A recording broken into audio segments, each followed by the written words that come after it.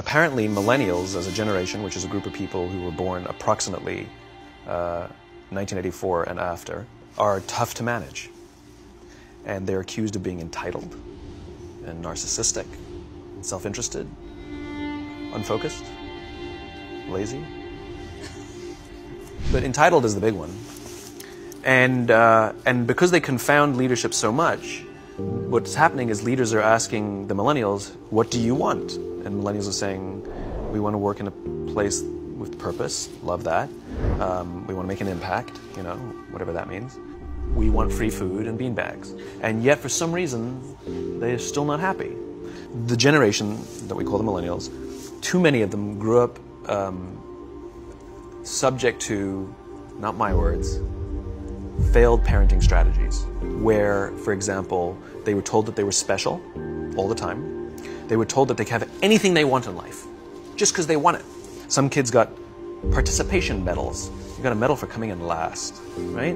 Which the science we know is pretty clear, which is it devalues the medal and the reward for those who actually work hard, and that actually makes the person who comes in last feel embarrassed because they know they didn't deserve it, so it actually makes them feel worse, right? So you take this group of people, and they graduate school, and they get a job, and they're thrust into the real world, and in an instant, they find out they're not special, their moms can't get them a promotion, that you get nothing for coming in last, and by the way, you can't just have it because you want it, right? And in an instant, their entire self-image is shattered. And so you have an entire generation that's growing up with lower self-esteem than previous generations. The other problem, to compound it, is we're growing up in a Facebook, Instagram world. In other words, we're good at putting filters on things. We're good at showing people that life is amazing even though I'm depressed, right? And so everybody sounds tough, and everybody sounds like they got it all figured out. And the reality is there's very little toughness, and most people don't have it figured out. So you have an entire generation growing up with lower self-esteem than previous generations, right? Through no fault of their own. Through no fault of their own, right? They were dealt a bad hand, right? Now let's add in technology. We know that engagement with social media and our cell phones releases a chemical called dopamine. That's why when you get a text, it feels good.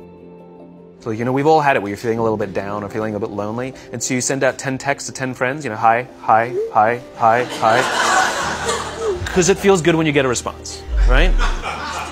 Right? It's why we count the likes. It's why we go back 10 times to see if my Instagram is growing slower. Did I do something wrong? Do they not like me anymore? Right?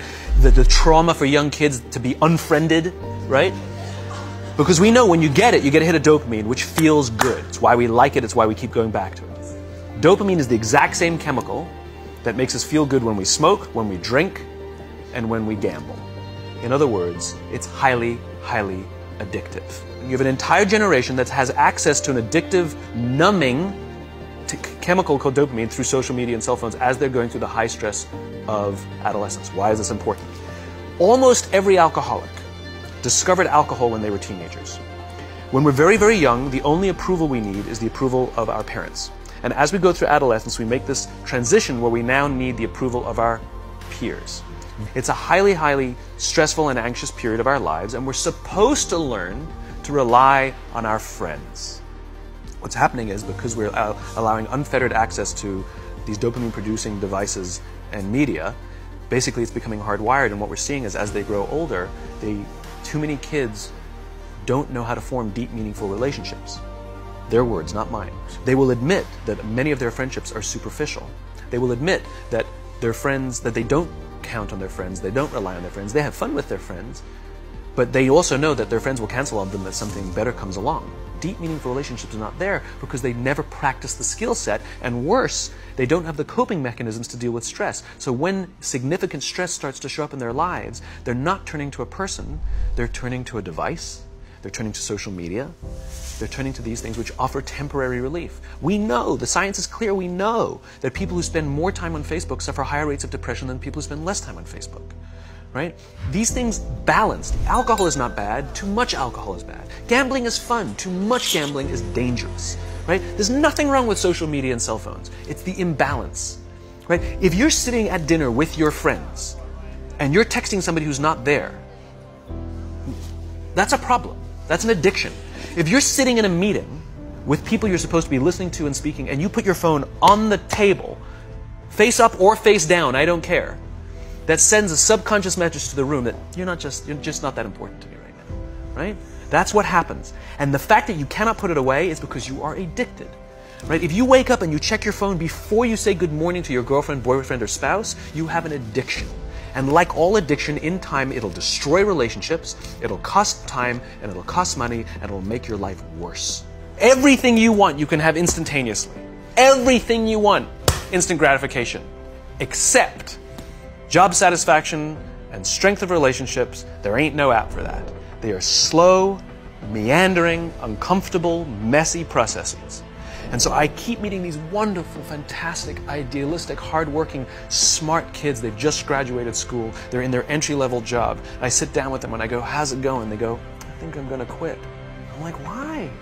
They're like, I'm not making an impact. I'm like, you've been here 8 months. You know? It's as if they're standing at the foot of a mountain and they have this abstract concept called impact that they want to have in the world, which is the summit. What they don't see is the mountain. I don't care if you go up the mountain quickly or slowly, but there's still a mountain. And so what this young generation needs to learn is patience.